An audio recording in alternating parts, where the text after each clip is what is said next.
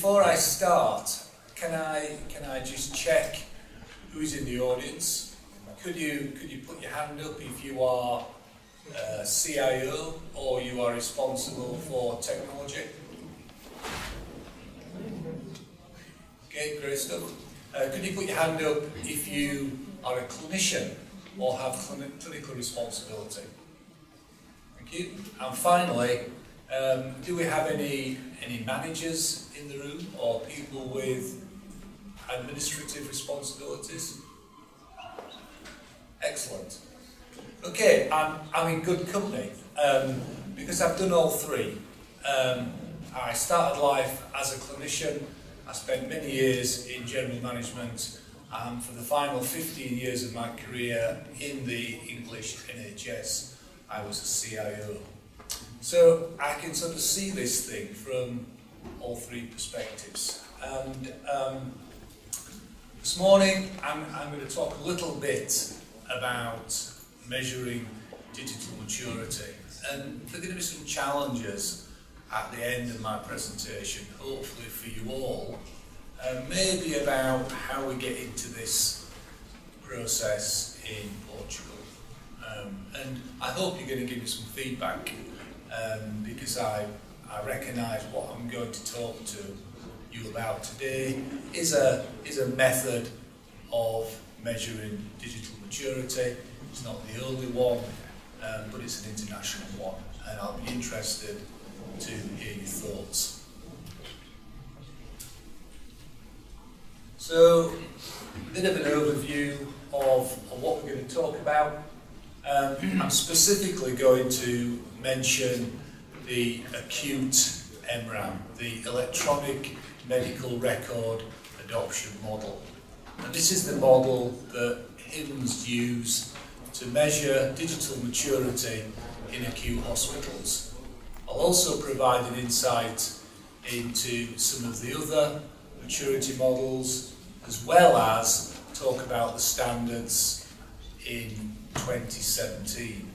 Perhaps most importantly, at the end of my presentation, I want to talk about value. And I want to talk about how the investment in technology improves patient safety and hopefully clinical outcomes, something in the room that I'm sure we are all concerned about. So you may have heard of HIMSS. HIMSS is a global not-for-profit organisation. We are a members organisation, certainly in the US. We have partners and a number of affiliates throughout the world. And we have a simple vision, and that vision is to improve health through the better use of technology. I like to think that we would also include information as well as technology, because this thing isn't about deploying technology, it's about the value that we get from that technology. So that's just to give you an idea of our international footprint across the world. We operate in most countries. Certainly we're known for our events and our media work. More specifically, we are recognised for our data collection, our analytics, and our measurement of digital maturity, not just in hospitals, but in other care settings.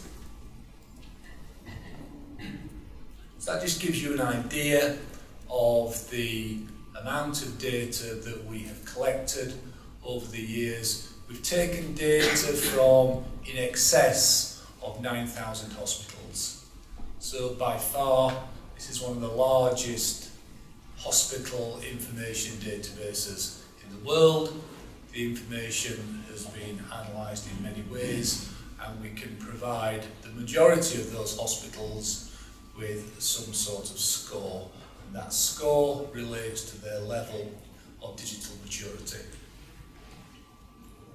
So a few words there about the MRAM, the electronic medical record adoption model. It's an evidence-based model, and typically it is the route that most hospitals follow in their journey from being paper-driven to being paper-light and eventually paperless. And I'm pleased to say that over the period of time that I've been associated with HIMSS, I've spent time in many hospitals that are paper-light, and some hospitals that are paperless. So, this vision of working in paperless healthcare, I actually think that it's something that I will now see in my lifetime, because I've evidenced it and been part of it firsthand. So I actually think it's a vision that we should all embrace, all recognise and all be prepared to work towards. So that's a schematic of how the MRAM works. I'm going to take you through this in further detail because I want to test how applicable and how doable this might be in Portugal. Those are actually the 2017 standards.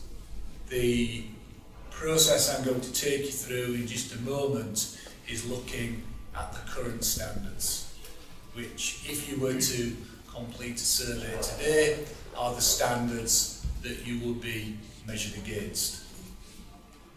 So the acute MRAM is now 11 years old, and whilst we have made some changes over the last 11 years, those changes have not been significant.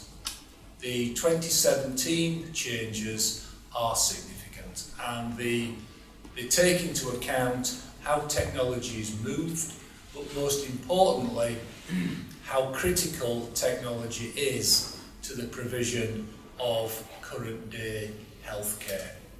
So, for example, there isn't much mention in the current standards of business continuity and disaster recovery. There are plenty of examples in the 2017 standards of how those two elements are so important.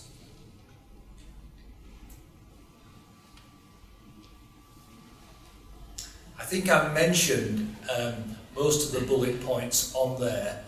The issue that I would like to stress is that this is an international standard, so we can apply the standard anywhere in the world.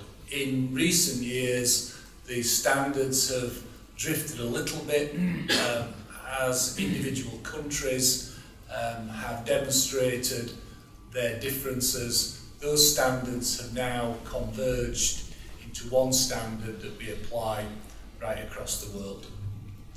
Just to give you a very brief feel of some of the other environments that we measure, CCMM, the continuity of care maturity model, looks at healthcare across an entire environment. So we ask you to choose which organisations are to be measured in that environment, and then we do the analysis of how those organisations interoperate and how information flows between them.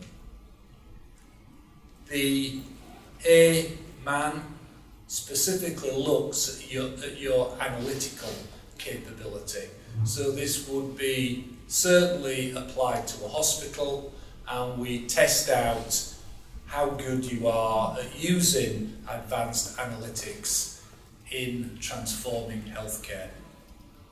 The OMRAM is specifically applicable to the outpatient setting, and the value score looks at the overall value you have obtained from your investment in healthcare technology.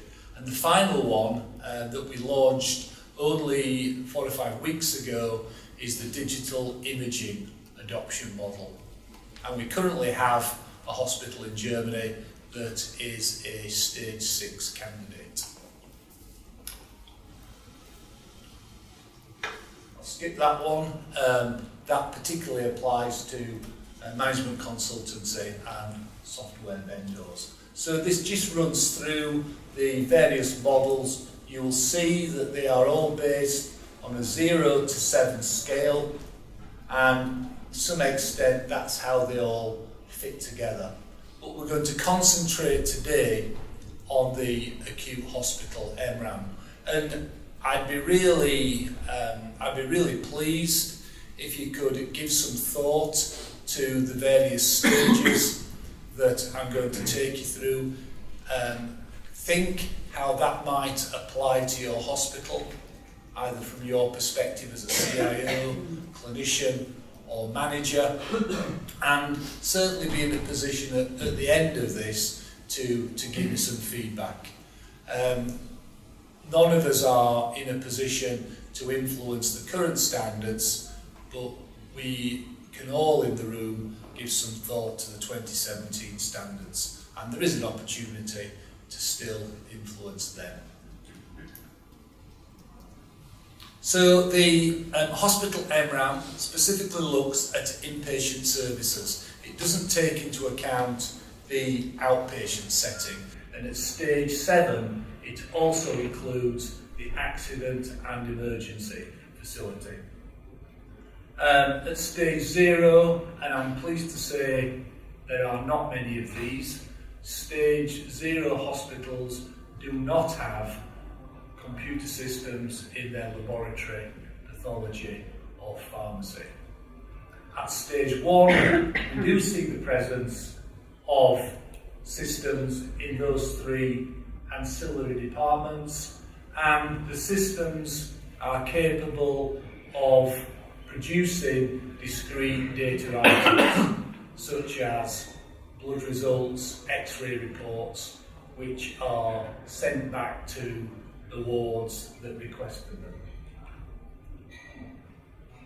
Often in Europe we find hospitals who outsource their ancillary functions, which is fine. We simply analyse that outsourced service in the same way.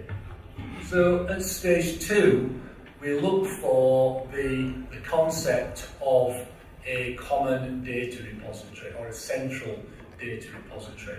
And 10 years ago, I spent times in hospitals who had up to 30 or 40 separate clinical databases. And the opportunities to get a holistic patient view of that clinical data was very limited. So at stage 2, we look for certainly a reduction in those clinical databases, and if possible, we look for one repository of clinical data. We also like to see some basic clinical decision support. So a clinician attempting to order, let's say, a chest X-ray, and the system highlighting the fact that a chest X-ray was ordered a few hours ago. Very simple things that we would expect at stage 2. We're all aware, I think, how our nursing colleagues currently document on paper. Care plans are paper-driven in many hospitals, so are the nursing risk assessments. We see our nursing colleagues risk assess patients for falls, VTE and pressure ulcers. So in a stage 3 hospital, many of those processes are automated and computerized, with the risk assessment process driving the care plan. We see a much more standardized approach to care planning, and the data is much more formatted. We would expect to see nurse charting from the initial assessment, ongoing assessments, and the electronic capture of vital signs. At stage 4, the presence of a standard order communication system is required. This is a system that sits within the electronic medical record and provides the clinician the ability to electronically order pathology, radiology and pharmacy.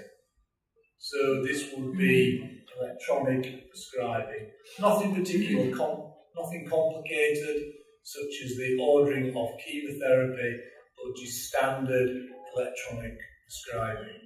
And with a degree of interaction.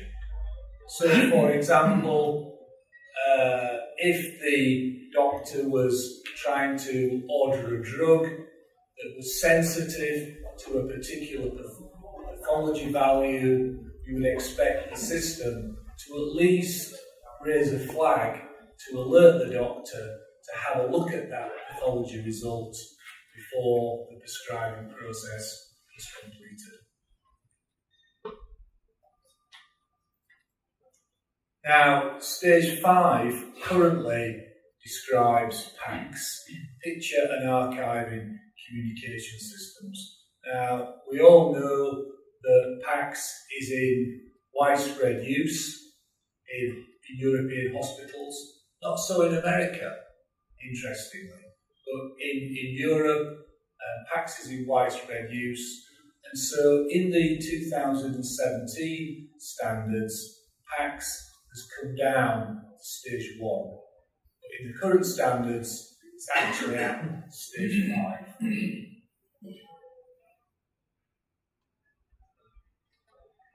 So we would expect to see the vast majority of pictures in the same place. All the DICOM images in the same place. We see many hospitals with images in maternity systems, sometimes in cardiology systems, which is fine, as long as those images can be accessed through the electronic medical record. I'm going to spend a little bit of time on closed loop. Michael, in his presentation this morning, mentioned closed loop medicines administration. This is one of the questions that I want to put to you this morning to get a feel for where you think this particular issue is in Portugal. So I'll take you through the steps of closed loop so you fully understand it. There's an expectation that the doctor creates an electronic prescription, following which we would expect that prescription to be verified by a pharmacist or verified by some other professional other than the clinician who created the prescription. So I saw a great example in Saudi Arabia the other day when certain antibiotic prescriptions were being verified by the control of infection doctor. But often it's the pharmacist who carries out the second line verification. The pharmacist will then dispense the order, and we often spend some time in pharmacy observing how that works and whether technology is used in that dispensing process. We often see robots in pharmacy, single dose packing machines, barcode technology being used to move drugs from the shelf to the box that's going to take the medication to the nursing floors. Certainly, all that technology is a bonus, but the dispensing process is an important one.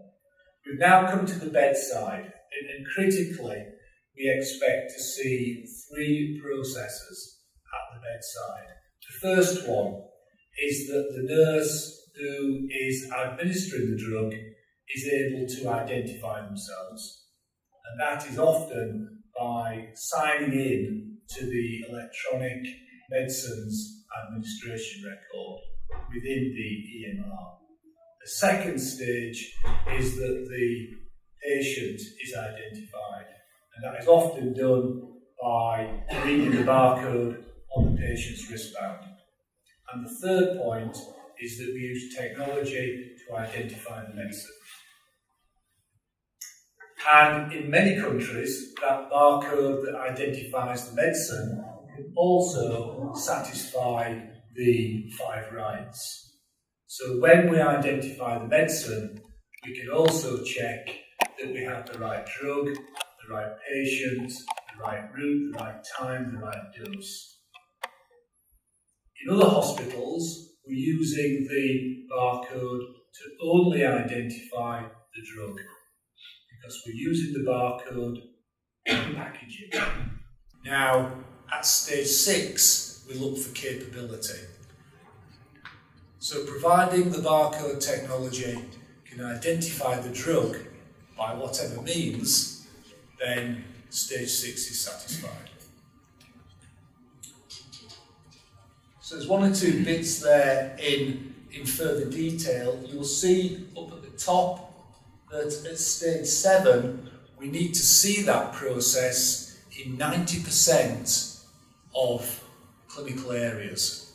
At stage 6, we only need to see it once, or in 1 area. So providing you can show us an example of how you're using technology in that way, stage 6 will be satisfied.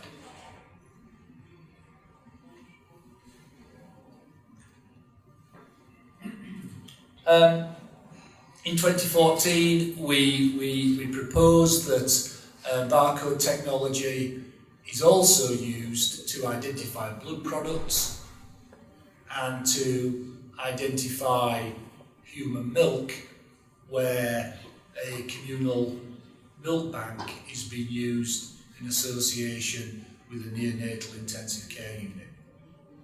And as such, we would expect the closed loop process to work in exactly the same way as it does for medicines. Equally, at stage 6 and stage 7, we spend time on an intensive care unit, and we need you to show us how your medical devices have become integrated with the electronic patient record. So often in an intensive care unit, that could be a volumetric pump, a syringe driver, the vital signs monitor, the blood gas analyzer, the bedside glucometer, all those devices that currently provide a visual reading, and the nurse transcribes the visual reading with a pen onto the big chart at the bottom of the bed. Okay, in stage 6, 7 hospitals, we want to see some examples of how you're moving that information straight into the record. Also at stage 6, the days of the medical staff, the doctors, writing in paper records, considering the initial diagnosis and ongoing management of the patient on paper is really over. So you will have noticed that we suggest that nursing records go first, because we often find that nursing staff can help their medical colleagues in using the electronic system. But at stage 6, we don't expect to see paper notes anymore. We want to see the medical record begin as an electronic record and continue as an electronic record, with various examples of clinical decision support along the way.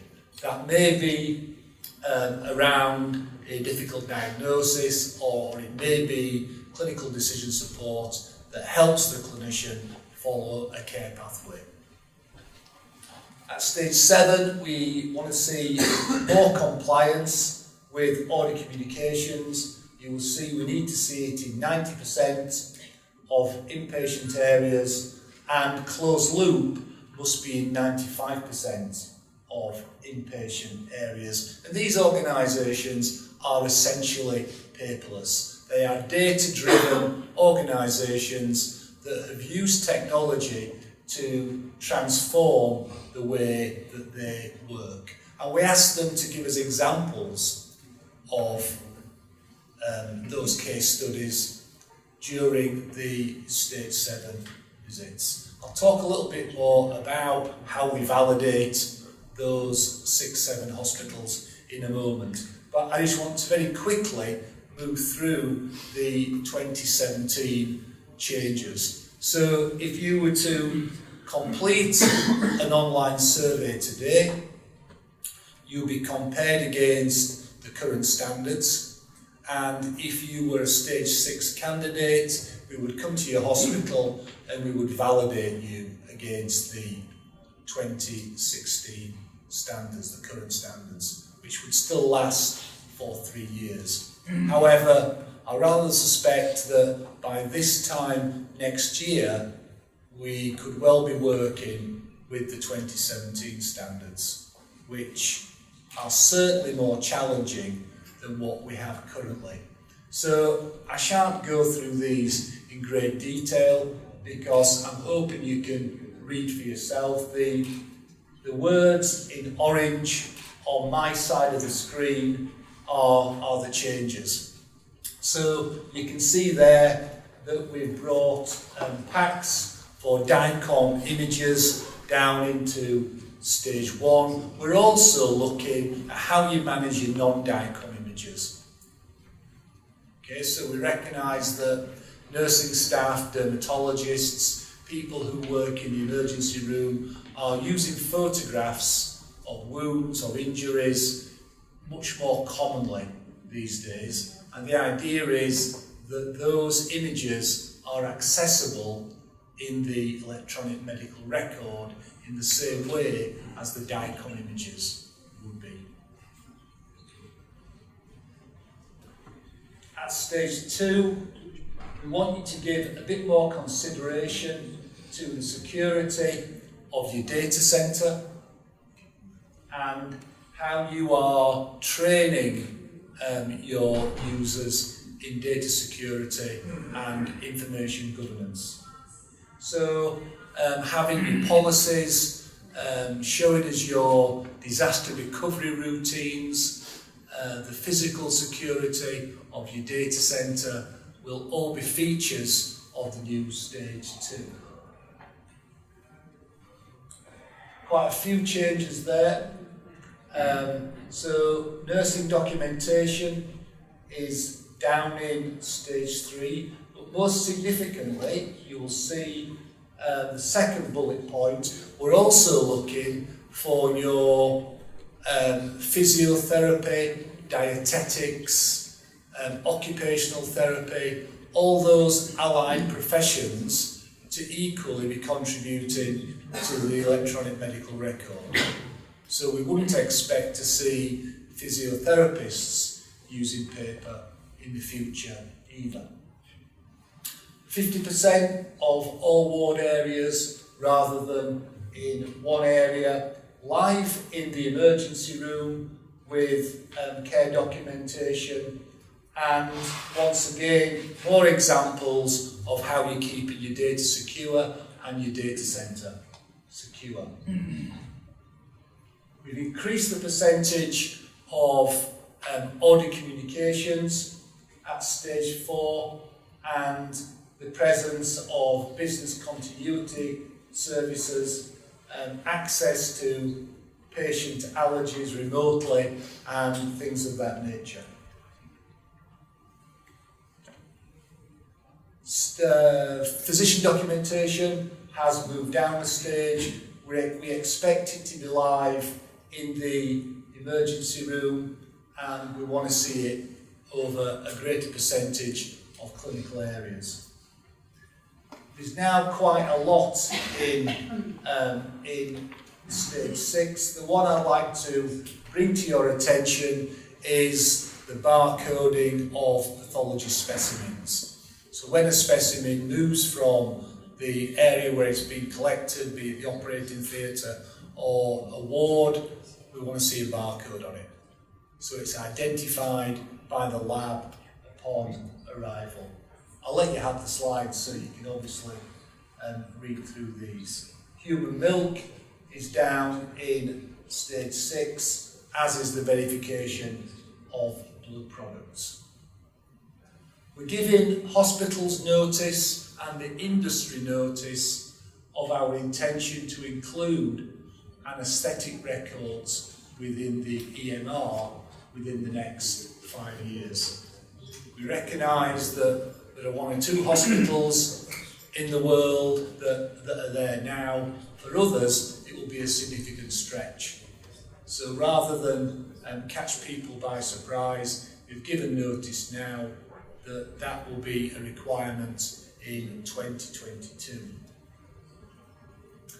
We're also giving a notice of 7 to 10 years on infusion pumps. This is to have infusion pumps on the network, being able to remotely adjust them and having any input from the infusion pump flowing directly into the record. Why have we put a 10-year timeline on that? Well, hospitals tend to buy infusion pumps by the thousand and not by individual pumps. And because of that, we recognise that's a significant capital investment, and capital cycles could be anything from every 5 years, every 7 years, every 10 years, hence the notice period on that. So this is really important that the colleagues in the room just appreciate this. At level 6, the way the process works is that we give you access to an online survey. You complete the survey, and only if you score 6 or above would we begin to engage with you. So stage 0 to 5 is completely self-assessment, and you can use that as your own roadmap and development plan to increase your level of maturity.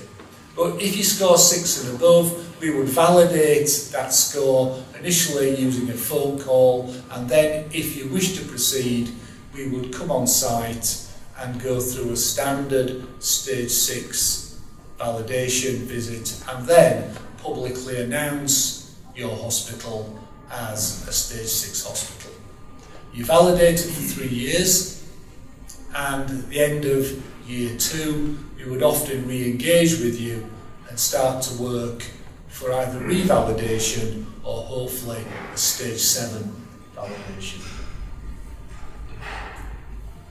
At stage 7, we spend a bit more time on site, but we also start to have conversations about how you're using advanced analytics to progress the organisation, how you keep your clinicians engaged, your pervasiveness of use, your governance and your strategy. So it's much more of a holistic approach is a stage 7 inspection, and we're really keen to understand how the hospital has changed as a result of technology.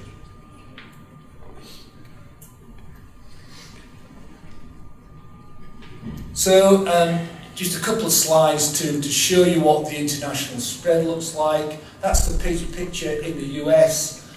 2011 was the year in which meaningful use was introduced. If you're not aware of meaningful use, this was the way that the US government incentivised hospitals to use technology to increase patient safety and the quality of clinical care. And did it have the desired effect? Yep, it certainly did. And you'll see from the diagram how hospitals increased their level of digital maturity as a result. That's the picture across the rest of the world. You will see that there are less hospitals at the higher stages, but I have to say many European countries are now catching up. And that's the spread of stage 6 and stage 7 organisations internationally. We have many stage 6 hospitals in Europe, and we have 4 stage 7 hospitals. There's one in Germany, one in the Netherlands, one in Spain, and one in Turkey. We do hospital inspections all the year round, and I certainly think that before the end of 2016, it's quite possible that we'll have 2 more stage 7 hospitals in Europe. I would like to think that we can progress with this programme in Portugal. Currently, we don't have any stage 6 hospitals in this country. So I think I mentioned most of that. I shan't go over it again. I just think it's worth just recognising the presence of strong clinical leadership, clinicians who are end-user champions, and general buy-in from chief executives and trust boards. I was speaking to a colleague just before I started, and I think we were recognising that that there are 3 things that really drive hospitals to become stage 6 and stage 7 organisations. One of them is commitment from the top. Commitment from the chief executive and from the hospital board of directors, because it's that group of people who actually see this as a key enabler for transformational change and not as a further financial burden. So for many hospitals, it's actually the investor save piece. It's going to save the hospital money rather than cost them more. But that's a mindset and a position that a hospital board has to get itself to before these major decisions are made. So I've just got 4 really quick examples of case studies from stage 7 hospitals. I'll quickly go through these because what I'd like to do is stimulate a bit of conversation and maybe answer a few of your questions. So the first one is from the Cambridge Health Alliance, which is a hospital in the US, and they had an enormous problem with something in the UK, which I think is a dreadful term, but we call revolving door patients. Patients who are coming into the hospital time and time and time again. And this hospital used their analytic capability to analyse those patients. And many of them had more than 10 visits a year to the emergency department and more than 4 inpatient stays a year. And they assigned specific case managers to these patients who were in and out of hospital. And in doing so, we're able to reduce the number of patients presented by over 40%. There's a financial value associated with that as well, which is not inconsiderable. The second one comes from the Carolinas, and they were recognising some of the risk assessments, some of the highlighting of vulnerable patients, and by establishing a single clinical record between primary and secondary care, they were able to increase the compliance with many of these factors and increase the health of the local population, as well as creating a virtually paperless environment.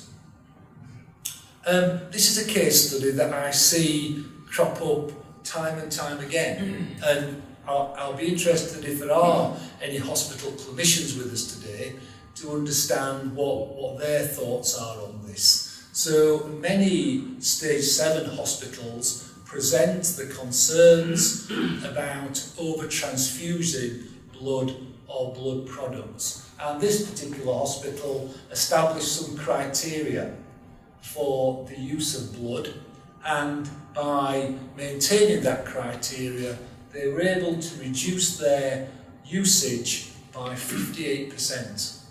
and that's potentially an enormous financial saving, but also it's a considerable patient safety issue as well, because within the percentage there would have been a number of transfusion reactions, there would potentially be a number of transfusion errors. So by reducing the use of blood and blood products has a considerable health gain and financial saving.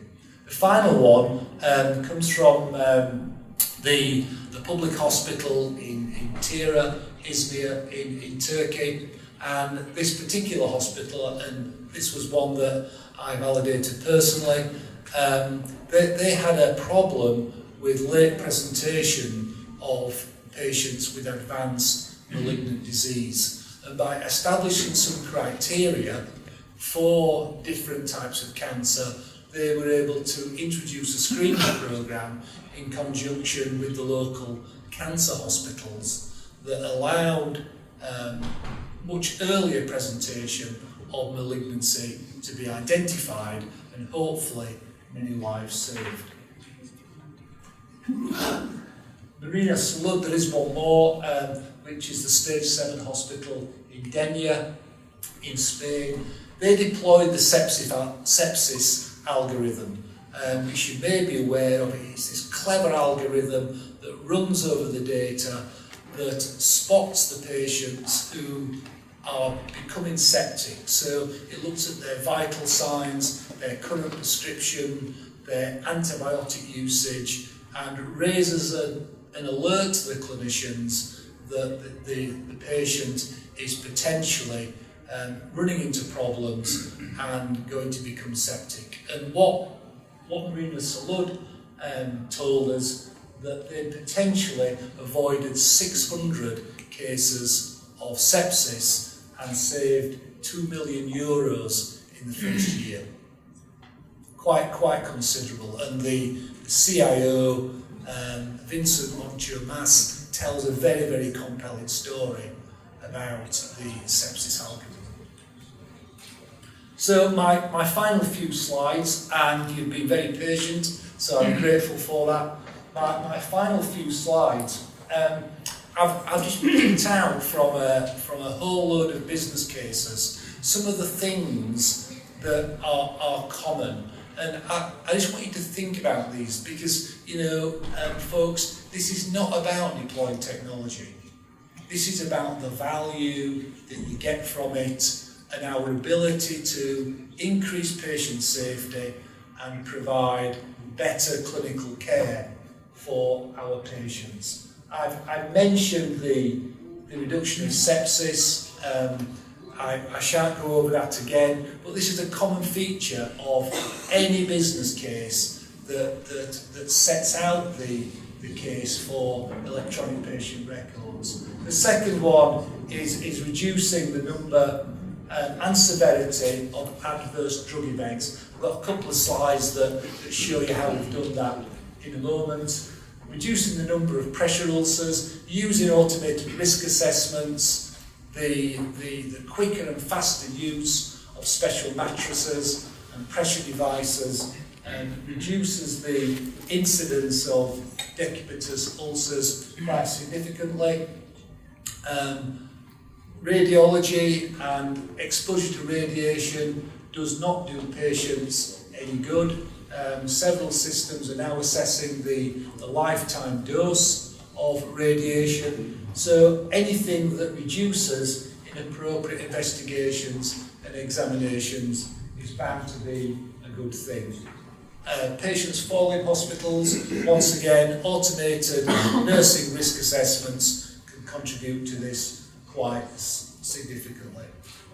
We've seen many telemedicine applications facilitate earlier discharge from hospital as well as prevent short-term admission. And finally, this is an actual set of case notes from a hospital in the north of England. I don't think there's anybody in the room that can think this situation is good. The ability for any clinician to find their way through that lot must pose a significant challenge for them and a significant patient safety risk for the individual involved. So what drives me, my organisation? It's things like this. It's the fact that we continue to kill people in hospital by either getting their diagnosis wrong, their medication wrong, or their surgical procedure wrong. I think these are often the things that keep our chief executives awake at night, and I would argue that many of the things on the list can be influenced through the better adoption of electronic patient records. Oops. This is really interesting. So I've talked a little bit about closed loop. I've laboured the point, and I've laboured the point because of things like this. So you will see that the manual method is red and the electronic method using closed loop is green. And you can just see how that has had a positive effect on medication error. And this is the ones that we know about. Medication error across Europe is hugely underreported. Yeah. Okay, I think we've probably mentioned most of that. I think I want to just draw your attention to there some of the improvements, and I guess the final one there, 100% accuracy of patient identification obtained for blood samples and blood products with barcode enablement. 100% accuracy. One or two more headlines in relation to human milk. So I hope that has stimulated a bit of thought. Many thanks for your patience and your attention. I'll be delighted to take any questions. Thank you.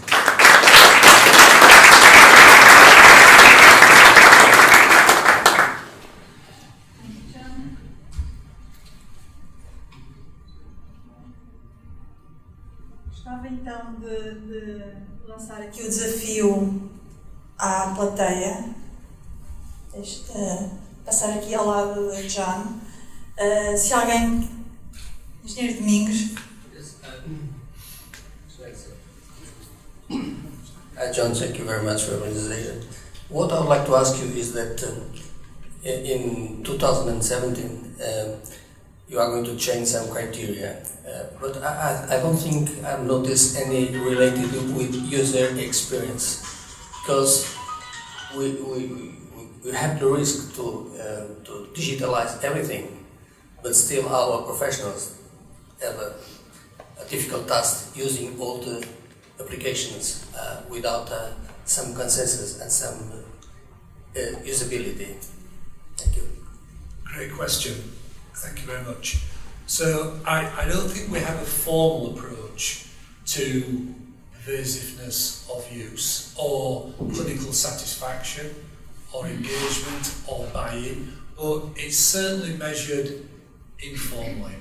So when we are on site, we spend an awful lot of time speaking with clinicians, being in pharmacy, pathology, radiology, on wards with clinicians. So we certainly develop a view as to their level of satisfaction and whether they are genuinely finding those tools useful. So I absolutely agree with you. Currently, from stage 0 to 6, there is not much understanding or indeed recording of what the clinicians think. Currently at stage 7, there is, and I'm pretty certain that in the 2017 standards we will find a more formal way of understanding clinical buy-in and clinical engagement. I'm not quite sure how we do that. in the way that I think I'm hearing. What we try and do is we try and leave the solution in the hospital. So the question that we might ask is, how do you satisfy yourselves that the clinicians who work in this hospital find the technology easy to use? Rather than say, do the clinicians find the technology easy to use? So it's about seeking assurance that the hospital has a process in place. I think it's a great question, and I think it's something that we need to give a bit more thought to. Alguma questão mais?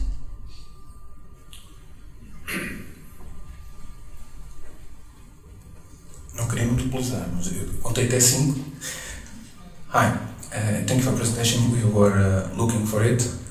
The last one was from a former colleague, Mr. Budrus, in 2012, when he was managing director for Europe. We are following this path since then in our organization. And well, we are trying to achieve stage 6. And as you can see today, it's a moving target.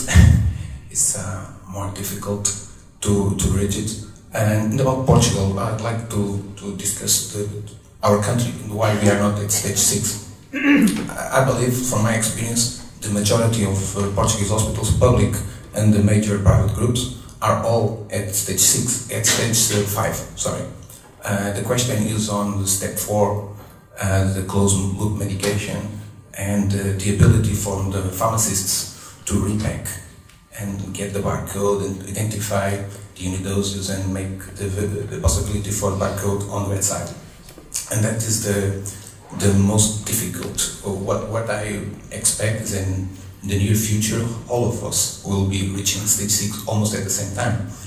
The trouble for Portugal was that there was no market until now.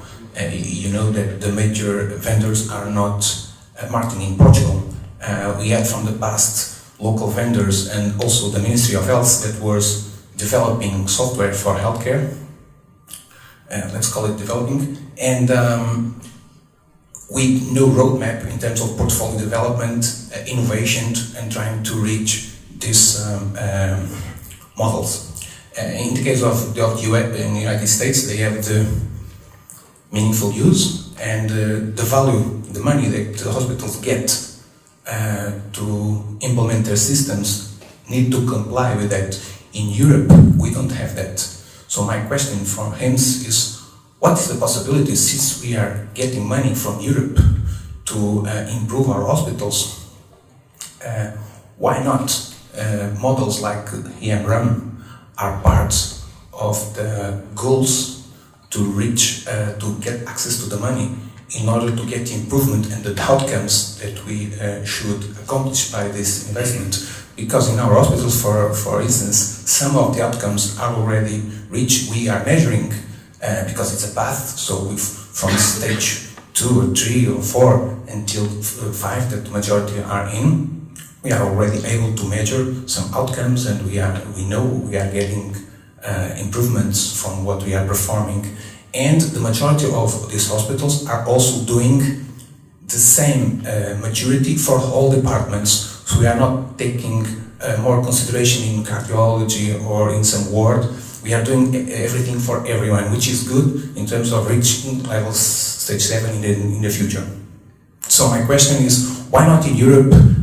We have the same approach like in the ARA plan from Mr. Obama in order to get access to the money, but reaching some sort of certification of level in order to allow for the outcomes. Thank you. Okay, thank you. Another great question. So I'll answer it in 2 ways. I'll just go over again the requirement of closed loop, just so we're really sure that we all understand what it means. And I'll just say a little bit about the other question you asked about the use of central monies. It's absolutely fantastic when we can work with either a government, a ministry, or a local government in a region who either has some central funds or who has a desire to understand the start point of the hospitals in that region and to measure progress over a 2 to 5 year period. So typically, when we can get that level of engagement, we can obtain data from all the hospitals, so we can speak to the ministry about the start point within that region. The ministry then is very clear where they are going to place their resources and how they're going to fund some of those developments. And in 2 years' time, we can measure again to demonstrate to the ministry that their money has been spent on the right thing, and as a consequence, maturity in those hospitals has increased. So we're very clear about what the roadmap looks like once you've established your starting position to move from 3 to 4 to 5 to 6. And governments who are committed to measure are often equally committed to help with central resources. Now, I'm not entirely sure where the health ministry is in Portugal with the availability of central funds. I know in some countries central funds have been made available, but then they've diminished very quickly thereafter. But I think if what you're saying is true, then it's not going to take much in terms of central injection of monies to move quite a lot of hospitals very quickly from stage 5 to stage 6. So to answer the first part of the question, we do not require unit dose. We do not require medicines to be repacked. For stage 6, we need to see capability. What capability means at stage 6 is that you have a scanner that is capable of reading the barcode on medicine. And that can be the barcode that the supplier puts on the external packaging or the box, because the nurse should be able to read that barcode, and the barcode will say this is paracetamol 500 milligrams. And for stage 6, that's all we need. So we recognise that in European hospitals there are different practices. Some drugs go into a little bedside cabinet or a bedside locker. Other drugs go into a locked area on the ward. So this is not about unit dose, let's be really clear. It's picking up a box of drugs that might contain 6 blister packs and reading the barcode on the external package. Thank you.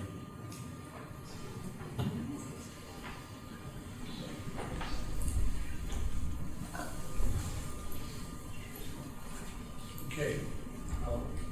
Alguma questão mais? Sendo assim, terminamos um bocadinho antes do tempo. Thank you, John, for your sharing your experience.